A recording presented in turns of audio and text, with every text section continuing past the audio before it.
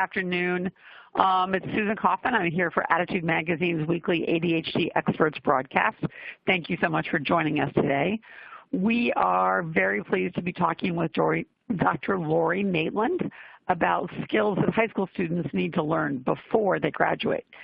So Dr. Maitland has long experience coaching college students and other individuals with learning and attention differences, and she has observed that students who learn to advocate for themselves while they're still in high school are much more likely to succeed both in college and in life in general after high school. So today she's going to help us understand how we as parents can help our children learn to ask effectively for what they need to succeed and cope with setbacks when they occur. So Dr. Maitland, thank you so much for joining us today. We're really pleased to have you here. Let me introduce Theresa Maitland to you. She is a Ph.D. who's been in the field of education for over 40 years, working in a wide variety of programs with people of all ages with learning and attention differences.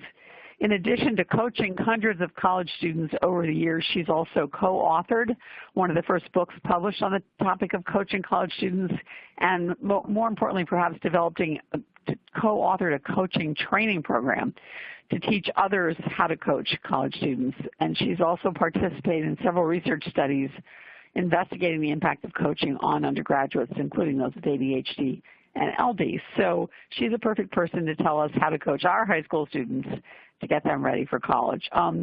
Let me thank the sponsor of this webinar, Play Attention. Play Attention is a comprehensive learning program available for both children and adults, designed to strengthen executive functions, self-regulation, and all the skills that are critical for success in everyday lives. Play Attention can customize a program for your teen or for you to develop essential life skills. Call 800-788-6786. That's 800-788-6786 for more information on customized programs from Play Attention, as well as their personal executive function coaching program with unlimited support. Their URL is playattention.com, and I cannot recommend them highly enough. Before we start, we thought that it would be a good idea to do a slight poll to ask those of you who are listening in which self-advocacy skill your teen struggles with most. Is it articulating and understanding their own needs? Is it making informed decisions about what support they need? Or is it actually proactively going out and seeking support? We should probably have another box that says all of the above. But go ahead and take the poll. And while you're doing that, let me just tell you a few things which I think most of you probably know by now. You can download Theresa's slides right now in the control panel in the resource box on your screen.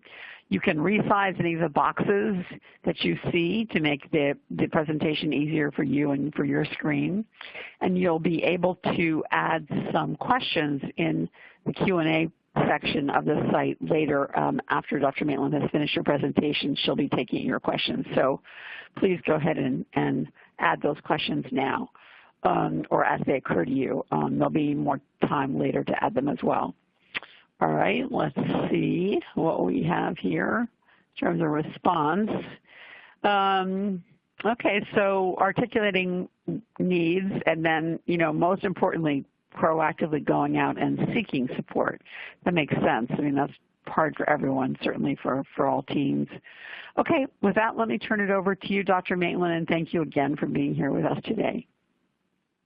Well, I want to thank you so much, Susan and Janice and Wayne from Attitude. I always love the opportunity to collaborate with you and be part of the wonderful work you do for all of us. And I thank all of you who are on the webinar live today and those of you who are watching it later. And I know that you're very busy, and to take this hour is not easy, so I really appreciate it. I'm going to go back. We should have one more slide that I'm not seeing, but I will make it up. In the time that we're together, what we're going to do is talk about what does it mean to self-advocate? What are self-advocacy skills, and why are they important? And what are the barriers in teens with learning and attentional differences? What are the barriers that they have in learning these skills? And then more importantly, I know what is the main thing that you're on the webinar for, is some ideas on how to develop those skills. And I'm going to use some real-life examples from my work with college students. And as Susan said, from my experience, and I spent 24 of my 40 years at a college setting, and also during that time coached a lot of college-bound teens. So from my own direct experience working with young people, I've seen self-advocacy skills make or break a person's college experience and make a big difference once they're in the world, if they do or don't have them. So as I've researched this skill, it's interesting to see that a lot is written about self-advocacy when it comes to people with disabilities, and it seems like it's part of the bigger disability rights movement that started way back in the 60s. But I would assert that this is a skill that we all need, and I don't know how you were taught it.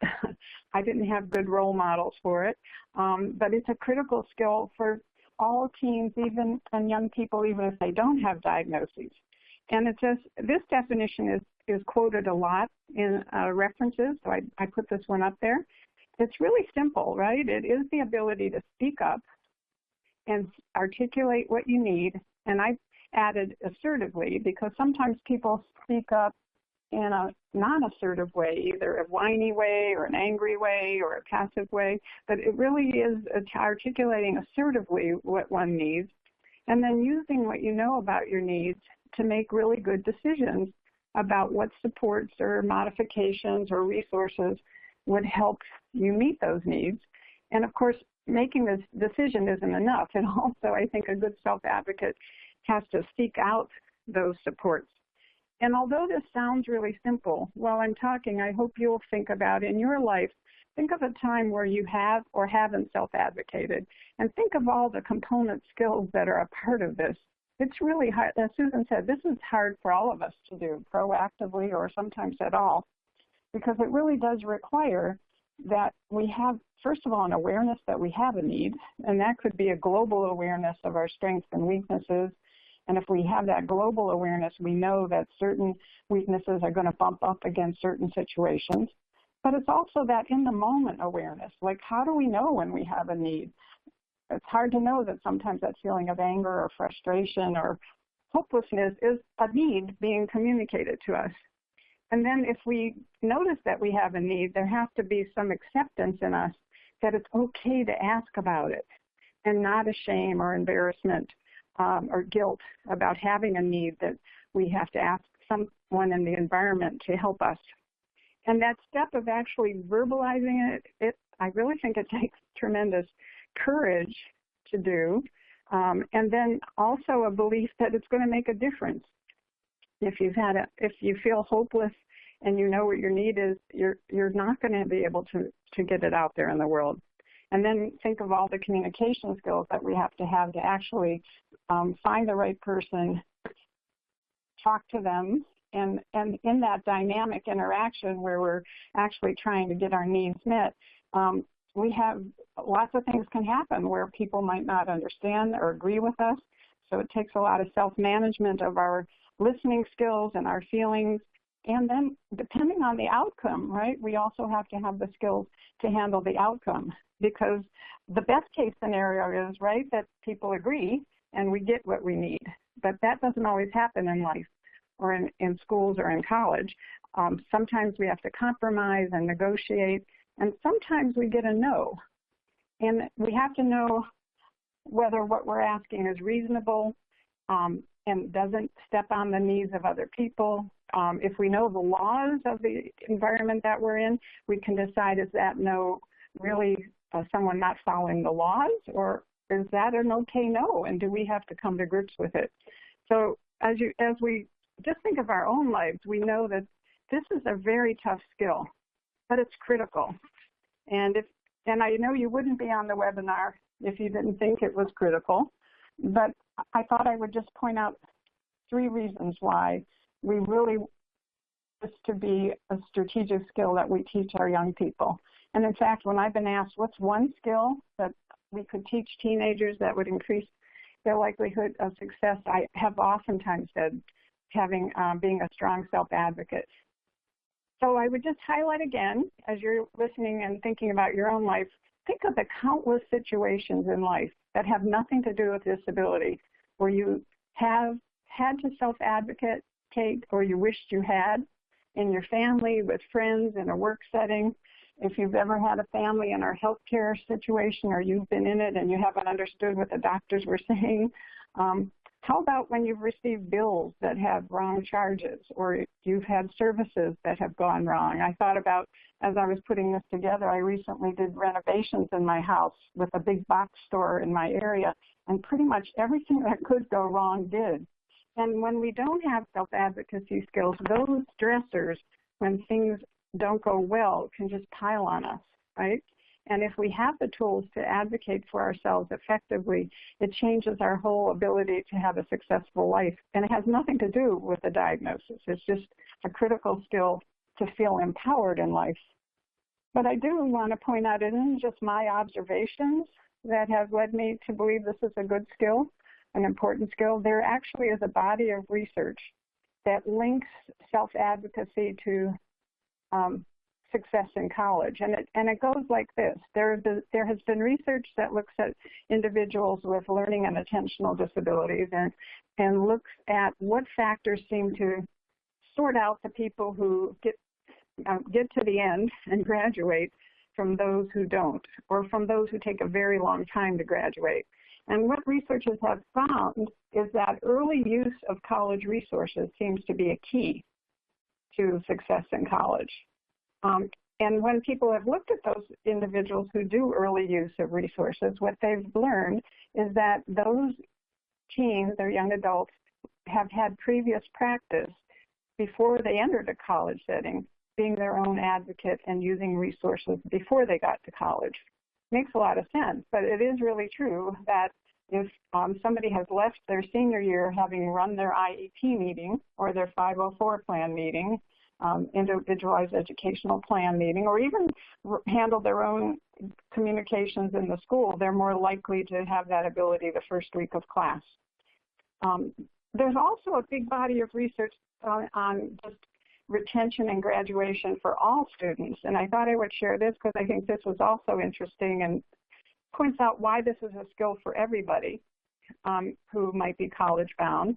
That there's research that shows if students make authentic one-on-one mentoring type of relationships with at least one college personnel, it could be a faculty, it could be an advisor, it could be a coach, a learning center person, that improves their retention rate. And retention refers to that you come back the next year. And then it also, which I left off the slide, is also linked to better graduation rates.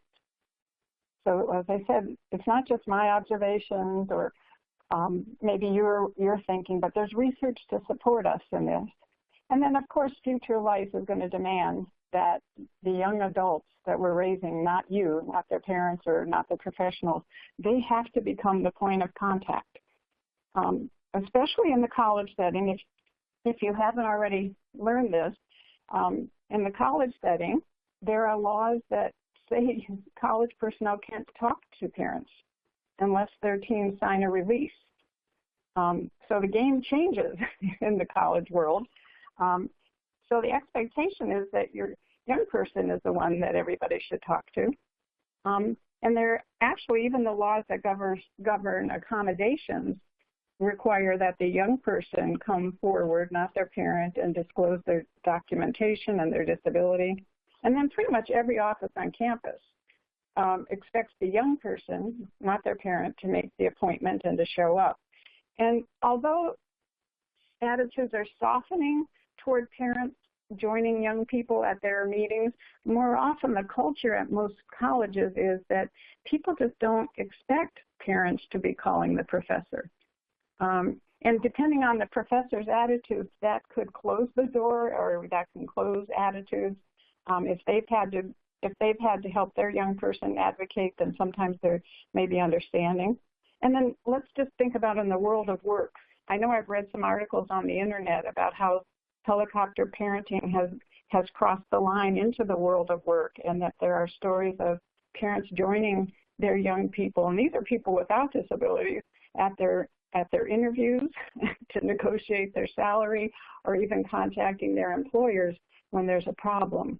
And certainly that's not going to be in the teen's best interest. And we hate to think about it, but the day will come where the young person will have their skilled parent who's become a great advocate to do all the advocating for them. So if I haven't convinced you already, I'm sure you're going to be with me. But, you know, it is an odd paradox here, because although we know this is a really, really critical skill, unfortunately, the teens that we're talking about who do have diagnoses have lots of factors that are part of their differences that make this really hard. You know more than I do that when you have somebody who has an attentional, learning, emotional, or social difference, and they have poor executive functioning skills, it makes it hard for them to reflect accurately on what their need is and turn it into a verbalization that they could articulate effectively. And then to stay with it and stay focused on it enough to persist.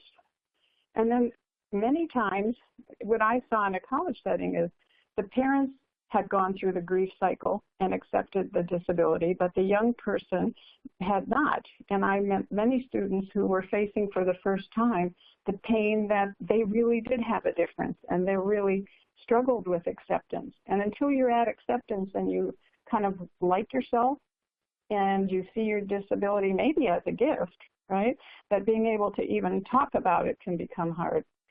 I don't think we talk enough either about how the basic personality of the individual who has the difference can impact how it manifests itself. You know, these disabilities can sit in people who are by nature introverts or by nature extroverts or somewhere in the middle.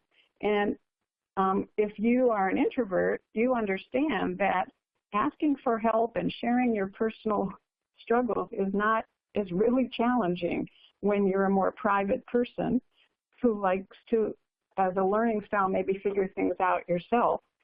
And that if you're an extrovert, it can go the other way. Like sometimes extroverts can ask for help all the time where they're not aware that they're demanding all the resources in the room or in the family. Many times the young people we are talking about have had some really valid negative experiences in the world where people didn't believe they had a difference because they look like everybody else, or it didn't go well, and then it can create this like sense of hopelessness, like why even bother asking? They don't want to do the things that I need. So instead of becoming assertive and productive, young people with these differences are really at risk for becoming really passive and dependent, or they can go the other way and become very aggressive or demanding and reactionary, and it actually those extremes can exist in the same person, that finally when their fuse is blown, they started passive and then they get frustrated. So what I want us to point out is, as a result, I think even though this is a challenge, these skills are hard to teach to individuals with learning differences, we adults can really play a big role. If we take over all the self-advocating, then we have the potential to be part of the problem.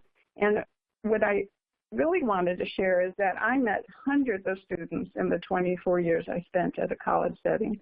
And what struck me and why I'm talking to you today is that I met students who had the same sort of disabilities, and yet one student had exceptional self-advocacy skills and the other didn't. And that's where I want to tell you a story. This is where I've taken two real-life examples of students I met, and to protect their identity, I've changed their names and I've tweaked the details a little. But pretty much these two young women represent the contrast in self-advocacy that I met constantly at college that got me on my journey to learn why, like what's the difference that makes some people have these skills and some not. So once upon a time, there really were two college freshmen that I met in the same year, Ashley and Ann. Ashley came to college with strong self-advocacy skills and Ann didn't. And what's interesting is these two young women really are interesting to me, and they made me really start learning because they had very similar learning differences and educational histories and even family backgrounds. But because Ashley came to college with lots of skills, she had a much smoother transition. She would never tell you it was easy. but it was smoother, and Anne's adjustment was rocky. So let me just share a little bit about Ashley and Anne so that you can see what I mean. And Ashley stands out because she demonstrated a number of behaviors that I hardly ever saw in college students. Once she was accepted to the university, and that usually they get that contact either in January or sometime in April. Once she got her acceptance letter, she, not her mother, called me to actually arrange some meetings before she started on campus in the fall to really learn more about the resources. When I was thinking about their stories, I was thinking, isn't it interesting? I can't even tell you how many hundreds of students I met in 24 years, but I can count on one hand the students who did what Ashley did, where they called me and they reached out. Certainly, I had hundreds of calls from parents who did this at this point. And what Ashley did that was also distinctive is when we actually finally had our meeting, Ashley and her mom came back to my office together, but Ashley led the meeting. And I was later to learn that Ashley was really an introvert, and this was not her nature. And I will share later how her mom got her to this point. But Ashley wanted the meetings because she had very accurate self-awareness. She was aware that she was an introvert, and this change from a small high school to a campus with 4,000 in her freshman class and classes as big as 400 was going to tax her. She also was concerned, she wanted to know what resources there might be if she had some emotional issues while she transitioned. She was concerned she'd have a really hard time finding her group that had her values and wondered, we offered coaching, and she wondered if our coaching could include goals to find a group and to make friends, not just academics. And when it came to academics, she was really concerned. She had done very well in her high school with lots of accommodations, lots of tutoring and learning strategy instruction, but she knew she was a very slow reader, and she relied on audio books. And she wanted to be certain, like, how could she get those audio books? What office on campus did she have to register with for extended time and audio books? And seriously, all these questions were coming from Ashley. So you get the picture that it wasn't a surprise that Ashley came weekly to see me her whole freshman year. And as I said, if she was on this webinar with us, she would tell you that adjustment it rocked her boat, and it was one of the hardest things she ever faced. But because she had a coach, she used counseling, she went to the writing center, she talked to professors. She ended that year having almost all B's in spite of taking a foreign language, which was frightening to her. And all of her self-advocacy skills had her connect really early. And she chose to do it, not her mom. So on the other hand, Anne had a very different story. I never met Anne until January after her first semester when she got on academic probation. Interestingly enough, though, I heard about Anne. Anne was on my husband's caseload. He's an academic advisor at the university. And her parents came and met with him without Anne to see what he could do to help pick some classes that Anne would not struggle in with her attention and reading disabilities. He immediately told them about our resources, and they were not ready to hear that because Anne really didn't use individual help in her high school. She had a lot of accommodations, and they described that they had worked with the teachers to have reduced reading assignments, have Anne never have to read out loud in front of a class. They also had Anne have extensions on all of her papers that were hard for her to do. And all of these things were negotiated and made Anne successful. By the time I met Anne, she was more open to coming to our office and came with her family, but she really didn't talk. Her parents did the talking. And she did start coming weekly, but the truth was at the point I met her, her self-esteem and her feelings of embarrassment because she had done so poorly were bigger than her learning differences at that point. She admitted to me that when she made some mistakes, she missed a couple tests because she didn't have good time management. She just got hopeless and quit going to class. We uncovered that really at the point I met Anne, she was really depressed, and And with the help of the counseling center on campus, Anne and her family made the decision to withdraw Anne from the semester and give her time to heal, really, to get her depression dealt with, to help her learn more about her learning differences so that she could come back in a better situation. So these stories kind of indicate some different parenting styles.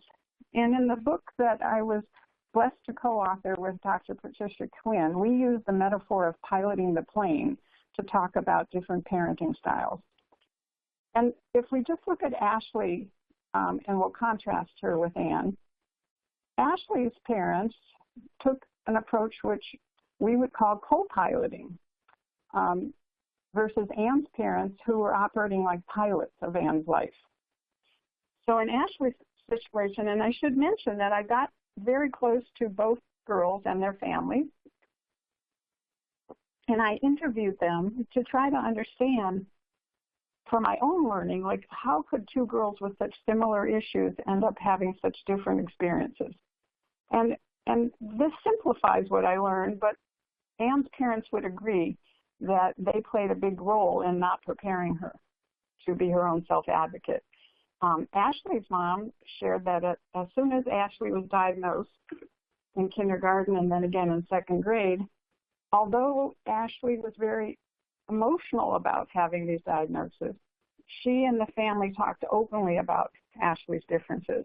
And Ashley's mom indicated that as often as possible, she got the psychologist or the pediatrician to talk to Ashley at her level and to help her understand her differences and frame them in a positive manner. And certainly as a family, they didn't over-focus on their differences. They built her talents too, but they didn't hide them, where Anne's parents, because of Anne's reaction to the diagnosis, or maybe their own feelings about it, kind of kept it under a rug and minimized it so that it robbed Anne of opportunities to really own and accept that difference. Ashley's mom happened to be a special education teacher, so she might have had some extra training about how important this was.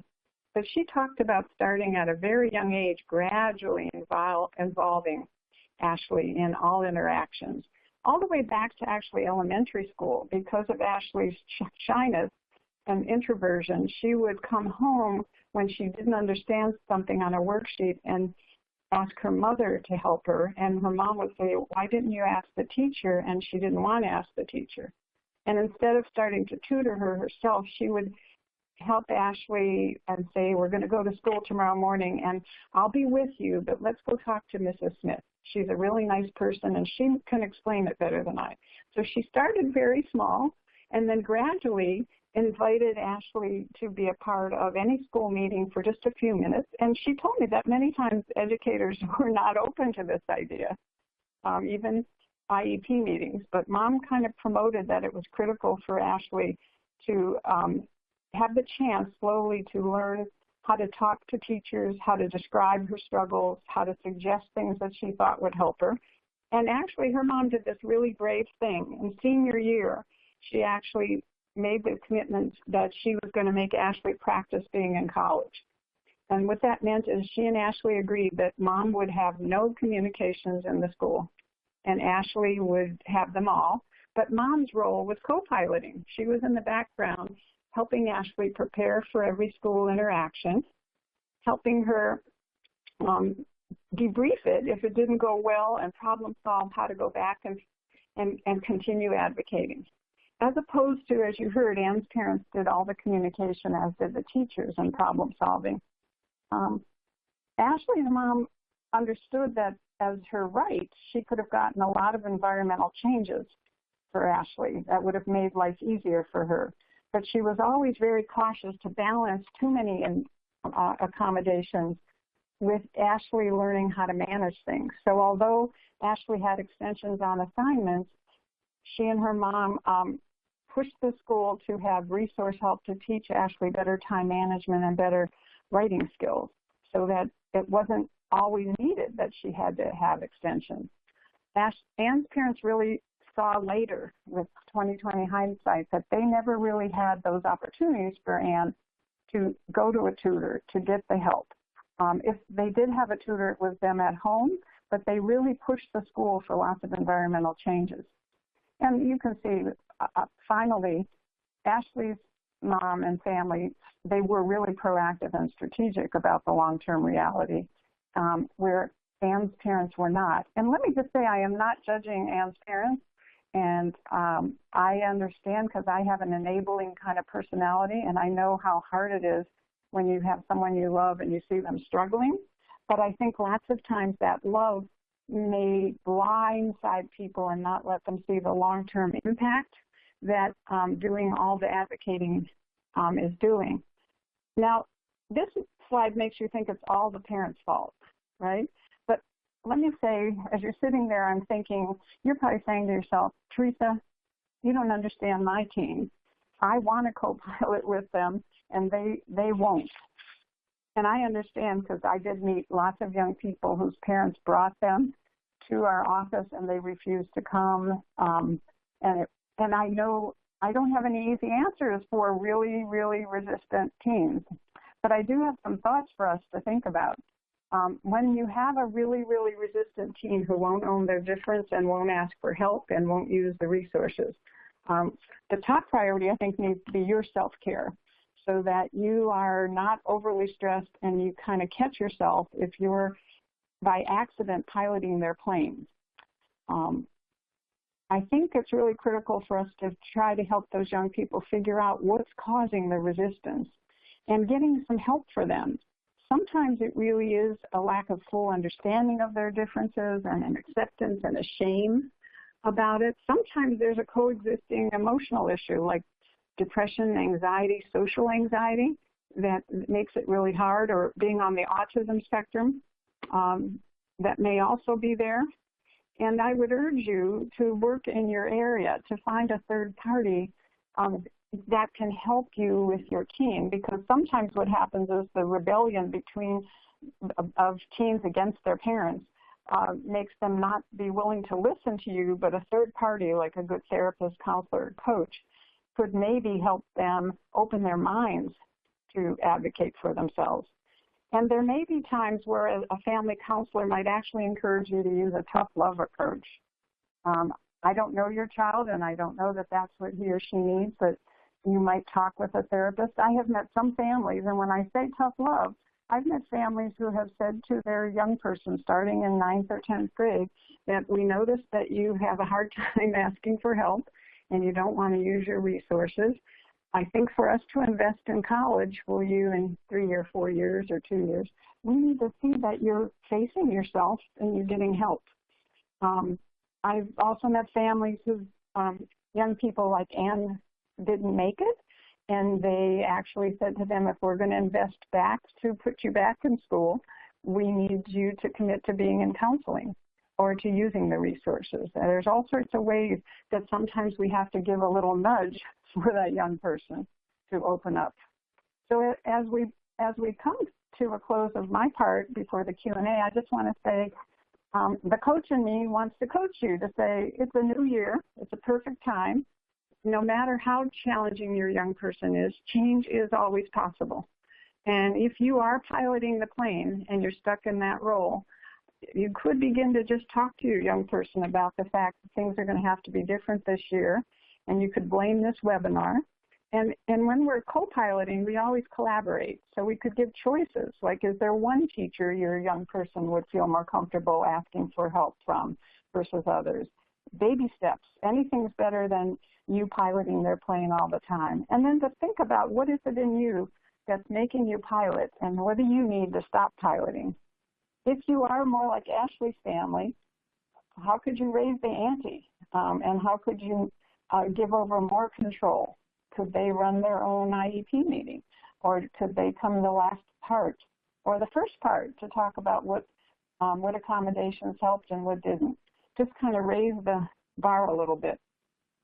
And finally, I always like to leave stories on a happy ending, and not all stories, I understand, of young adults end as happily as these two girls did. But the truth is, both Ashley and Anne, their dreams came true. Ashley graduated in 4 years. She never got on academic probation. She graduated with really good grades, and her first job out of college was a middle school teacher for young people with learning differences.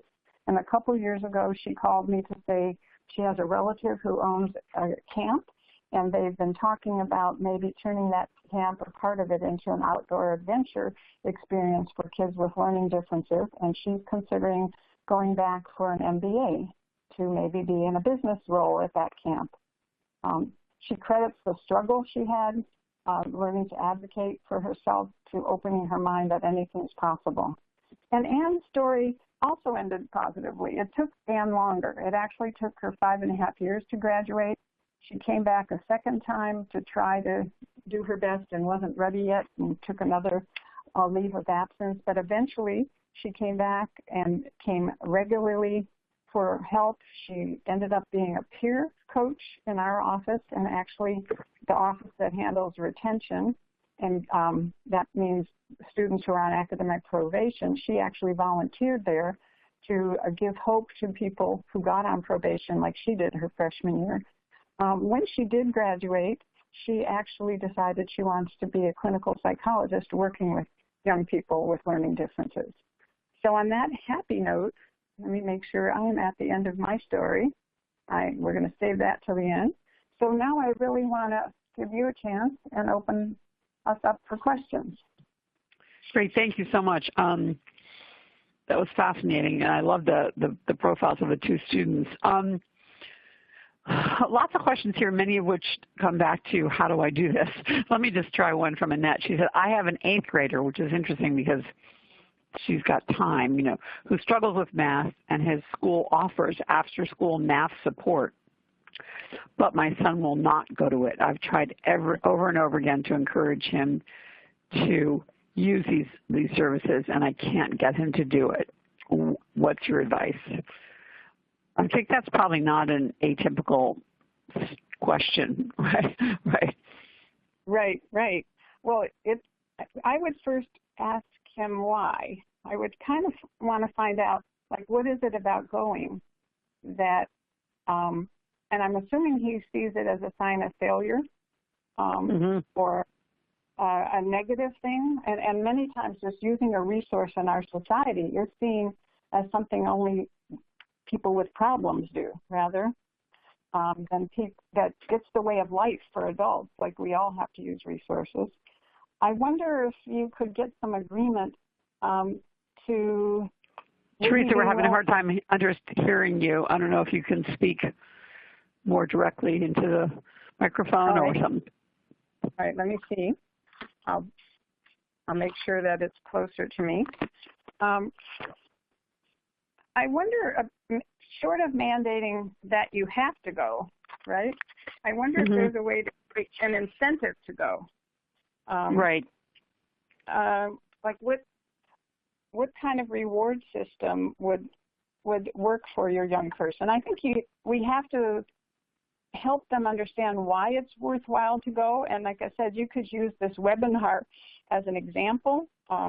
If he or she has older siblings or cousins who are in college, that could come and give a little bit of a pep talk about how important learning to use tutors and asking for help is. Sometimes that can shift somebody's perspective, but sometimes they actually need a reward to try it. I wonder, again, when do you say that let's go together? At least we're going to go one time together. I want you to meet the tutor, and let's at least go talk to them. Because sometimes that step going by yourself is overwhelming. Many of the families that connect their young person to me realize that they would never come by themselves, but they came with them for their first several meetings. I hate to sound like sometimes we might, if the grades are really bad in math, and math is really an area of need, is it possible to say this is something that's non-negotiable? That right. Like, how do we do it first in a positive way, and first with rewards and trying to open their minds, and then how do we do it in small steps so that it won't be so intimidating? Is there a way to ask the math tutor to reach out to your young person to invite them and say, I really want to work with you? Like, how do you design like the situation to entice them? But there are times, that's when I say a tough love approach. Like, you know, for example, in college, in some classes, if you get a D, you have to go to tutors. Right, no choice. Yep. Yeah, the professor requires it. But I think, again, examining why and what's going on. Yeah. And is it shame, and how do we take that away by modeling that we go for help? I think, you know, you raised a really good point about in the Ashley versus Ann discussion about being comfortable having the disability, and that seems like something that underlies many people's different approaches to asking for help, because asking for help by definition assumes that you recognize you have something that you need help with and you don't feel ashamed about it. Can you talk some more about how parents can address that issue of differences and shame, and what ages they should start to do that? Well, what's coming to me as you're asking me this, I'll get to the parent point, but I think it's a societal issue. Mm-hmm. And I think that I wish that we could influence our schools to have resources for everyone. And I'll get back to the parents in a second, but for example, our learning center that I worked for at University of North Carolina at Chapel Hill at one point had a very bad stigma that it was only for people who were failing or on probation or people with diagnoses, and nobody wanted to use it. We had a new director come in about 12 years ago, and she tried to spin that whole thing differently. She started a campaign finding some successful students who were willing to use the Learning Center, and successful students who want to get in med school, or they have B's but they want A's, and then use those students to be the spokespeople in classes to talk about the fact that the Learning Center's for everybody. When Michael Jordan went to college, he didn't stop having a coach. We all need learning and coaching. So I do think what the problem that I saw at the college level is most of the high school students never had a school that had resources for everybody. They were only for people with problems, and that doesn't help us as parents, right?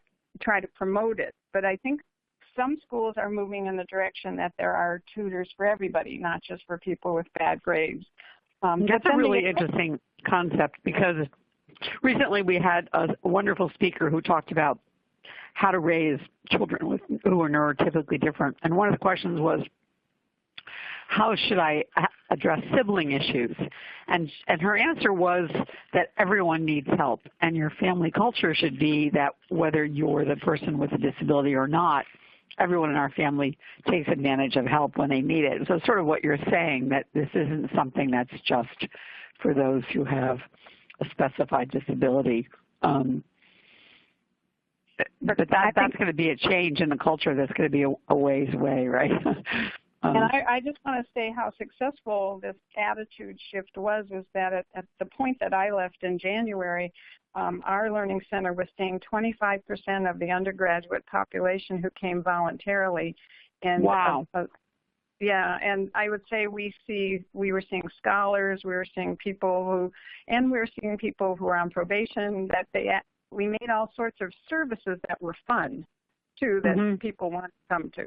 But I think back to how do we help a young person come to acceptance, I do think that having conversations with someone, and if it won't be with you, who could it be? Like, is there an older sibling, or is there someone in the family that has the same diagnosis that could sit and have a discussion with the young person to frame it that it's normal. People have these things, and for me, it's a gift now in my life. I've often wanted to put the adults that I coach together with the elementary school kids that I was meeting, because the adults that I coached were in amazing jobs in the world. They were struggling with maybe reading and time management, but they could give hope to elementary school people. There's actually a great organization called Eye to Eye, which is a mentoring program that takes successful college students and brings them into elementary schools to try to get the stigma away. So I do think having some role models that they could look up to that could inspire them and talk to them. But then sometimes there does need to be therapy or counseling to deal with the pain and the grief. You really have to face for young people. It's hard. You are different, but different isn't bad. And what are your gifts? So I think there are books that are out there, children's books, there are young adult books, there are people who specialize in dealing with this acceptance process in young people. But there's also creative things, like I said, having family members be willing to talk. And too often we're focusing on the weakness all the time, and I wonder if sometimes that's part of the problem, that they're in tutoring, they're in coaching, they're getting accommodations. How can we balance it and focus on their unique talents and gifts? And sometimes the gifts are directly from these differences to build self-esteem. And I think we have to look at the parents. Like Anne's parents would tell you they had not fully accepted her differences. Interesting. Right. So I think where are the parents, like, are you seeing it as a curse versus a blessing? There's so many layers to why someone might not accept it. Oftentimes they don't understand it, and they don't realize it's not their fault, and it doesn't mean they're not smart, or that that doesn't mean they won't have a great life. But we have to show them examples of people who have those great lives. Recently, I did a workshop for a high school, and I found videos and interviews with people like Jennifer Aniston and Michael Phelps and the singer from Maroon 5, whose name is escaping me, all owning their difference and talking about their struggles and what a gift it was. Yep, no, I think that's true. That's something. So there are a number of questions here which relate to, I think, what you're describing as perhaps needing therapists, and that is teens who just absolutely point blank refuse. As one person says, I can make them go to the tutor, but I can't force them to engage. Another person says, my daughter won't discuss it. She just says no, and that's it. And her answer to anything is, you're forcing me and I won't do it. No. So those are sort of really resistant kids. Yeah, did I hear you correctly suggesting in those cases you need a third party or someone else to be involved? Well, yes, and I do think that many parents tried to force their young person to come to coaching with me, and that wouldn't work. Like, they would want me to email them afterward to prove that their young person came, and we got nowhere, right? So sometimes the parent needs help on how do you manage this. And when do you let natural consequences happen? Because sometimes people are resistant, but they've never experienced the consequence of their decisions, because we are oftentimes there propping them up or doing the advocating for them. So lots of families I worked with resistant people tried to get help themselves to figure out, how do I cope and where am I part of the problem? And how can I lovingly let go and let them have some consequence that might open their minds. And truly, you can't make somebody be open in a therapy session, but you could go get therapy on how do you stop getting in a power struggle. Right, that's really interesting. Yeah, in a situation where you're up against, the ones I just read that people have posted, where you're up against a child who absolutely won't engage, clearly you need some other advice, either you or somebody, right? I mean, just beating your head against that wall is not going to work. So, yeah. I was just going to say, the therapist or whoever you're going to might help you figure out a way to give that young person options. Like sometimes they won't do a therapist, but they would do a coach or they would do a tutor. Sometimes a therapist can get through to a very resistant person that is fighting their parent. Sometimes not. And sometimes it does take a natural consequence. Like, I did meet some very resistant teens who refused help, and they did become ineligible at college, and that is hard to let that happen for your young person because you love them. But sometimes that is what it took for someone to open their mind that their parents were right, that they do have a difference, and it would be easier to navigate with help. That's why I Right. said there's no easy answers, and you need help because that person's going to test you for years to come. And you want to right. make sure that you're part of the solution, and you're living your life, and you're taking care of you, and not part of the problem. Mm-hmm. To your point about moving from pilot to co-pilot, which I think is a great image, there are a couple of questions here about that transition. So one person says, for younger children, what's a good age to switch from pilot to co-pilot, and how do you make it? And then another person similarly says, how would you get a fourth grader involved in an SIT meeting? So I guess the question is, when does that transition start? And can you describe some of the ways parents can make that transition happen? It's a really good question, and I don't know that it's a when, but it's a how. I actually do think that at all ages we could start co-piloting. And all that would mean is that, for example, if a child is having trouble learning spelling, instead of just sending them to some specialist for help, we rarely say to them, "You're having trouble spelling. What do you think would help you?" We don't collaborate. And what co-piloting really means is don't make the decisions without the input of the young person, no matter what age. And how could we just ask them? Like, so I know, this subject has been hard for you. We want it to go better this year. What do you think will help? And what role do you think, what do you need me to do? And what could you start doing that I'm doing? If I'm the one stuffing your homework in the folder every night because you forget it, let's stop that. And again, I'm trying to say it's not so much an age, it's sort of like it's an approach that could start at any age where your young person and you decide that, and we're going to stay with this idea of talking to the school. In the past, perhaps the parent has always answered the calls from the school and gone to the meeting. We could say to a second grader, a third grader, a fourth grader, there's a school meeting, and it's about you, and I'd like you to be a part of it. What do you think? And if you don't want to go, how about if you tell me what questions you want me to ask?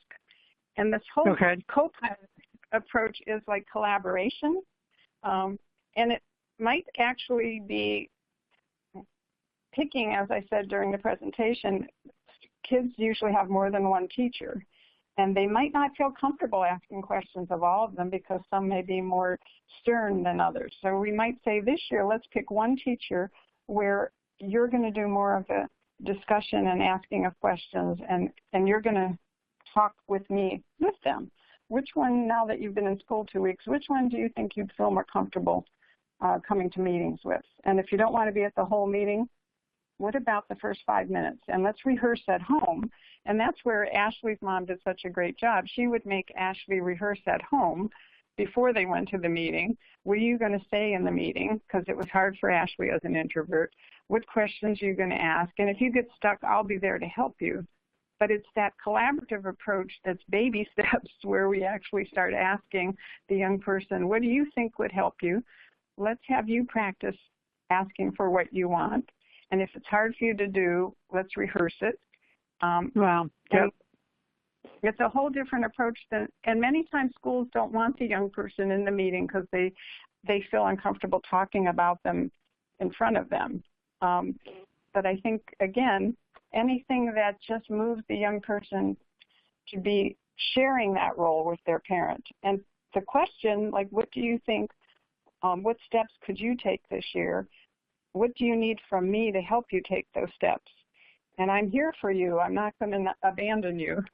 But I want us, by the time you're a senior, to be doing more on your own. And I guess you're right. It's sort of an approach that could start at the earliest age, really, rather than telling people focusing on telling your child, focusing on involving your child in what the solution is. There are a couple of questions here which are similar, which are very interesting, which are about parents of children who just, I guess, from the perspective of the parents, are just denying reality. So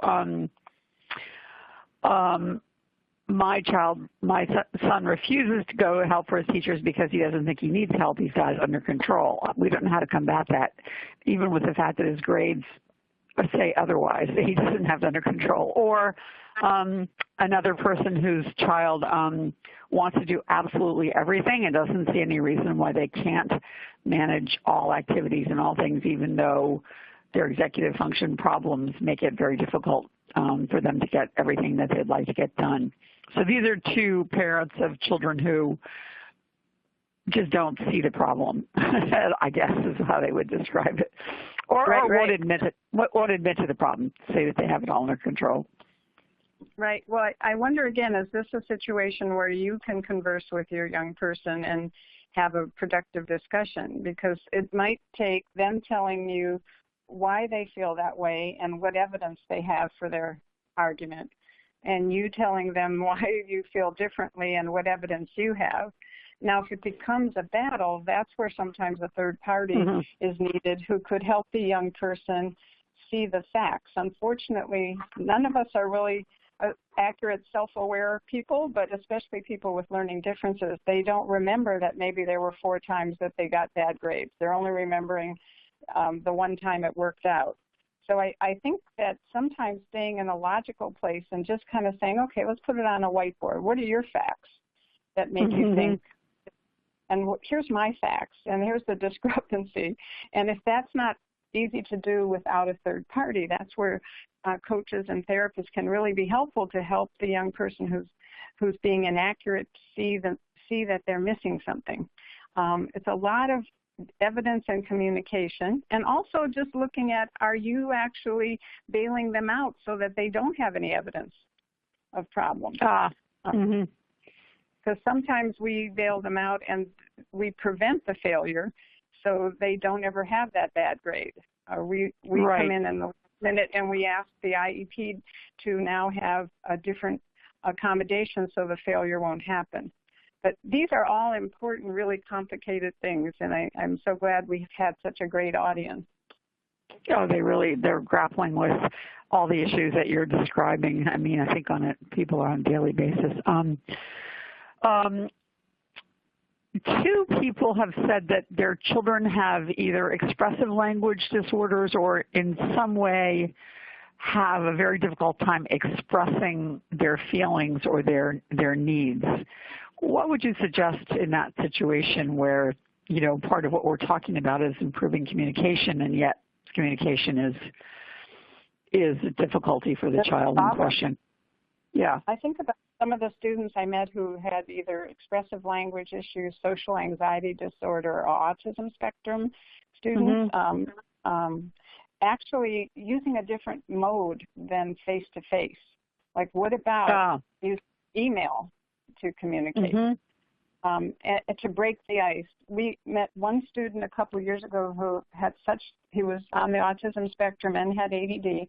He could not approach people, but he and his mother developed a brochure that described his autism and what he needed and introduced himself, and he handed that out to all of his professors, and that then gave him the courage to then go email them individually and go to office hours. I think we can meet interesting. People. Wow. We can meet people with a different method and explain in that email, because of my language difficulties, I'm not able to come face-to-face, but I'm going to use email to communicate with you. And I've seen people be very successful that way without having the threat of having to think on your feet and express yourself clearly in a meeting, right?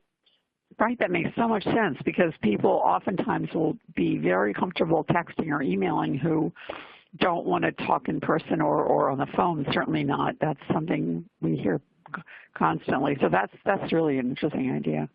And can I just mention, you have a worksheet on my resource list that Attitude created. That's a worksheet that can be filled out to help your young person introduce themselves to their teacher. And actually doing that and having that sent to the teacher by the student or brought rather than discussed, I think those are all ways to work around their difference but still meet the goal of advocating.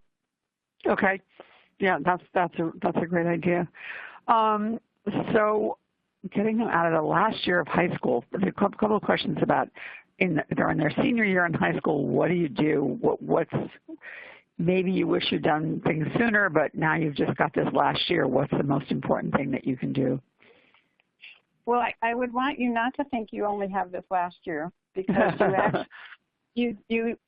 because of technology, right, and phones and texting, and many young people in this generation stay in touch with their families in college. In fact, there's some research that says kids either college freshmen call or text their parents 3 to 7 times a week. It's very common. So don't get the feeling like you have to get it all in senior year if you haven't. But I like this whole idea of collaborating with your young person. And again, if you have communication with your young person and you don't need a third party, you could sit down and just say what you just said. Like, you know what, this is your senior year. College is 12 months away. And I'm wondering what we could do together to help you be better prepared as a self-advocate. Or in general. And the books that Dr. Quinn and I created have some college readiness checklists in them that we designed just for this purpose, so that a senior or junior would sit down with their parents and evaluate their readiness. But if we stay with just the self-advocacy, we could say, you know, when you're in college, I'm not going to be there, and you're going to have to, what could we do? And collaboratively set some goals for the first month of school and decide together what role does the parent still need to play, because the young person isn't ready to take the baton, but what step could the young person take? Any small steps in the direction of learning to ask for help on your own is going to be helpful. And being guided by the young person's readiness, they are fearful frequently because they don't trust their ability to do it. Right. So having a joint decision. And again, if you're in a stalemate with your young person, or if it would help you to have a coach guide you through this process, that would be another approach, is to have someone who in your community specializes in college readiness help you make like a game plan. Maybe not just for self-advocacy, but for everything, like waking yourself up, taking your medicine, handling your own homework. So there's a lot you can do, and you're still going to be in the plane with them in college. Right, and absolutely, it can continue. Great. Thank you so much, Dr. Maitland. This was super helpful. And we will look for the worksheet that you mentioned that Attitude created, and we'll make that available on the web page for the replay of this. Thank you, everyone, for participating, and good luck with the school year. And we'll see you next week for another Attitude Experts webinar. Thanks again, Dr. Maitland. And thank you to Play Attention as well. Don't let me forget that. Bye, everyone. Bye-bye. Thank you.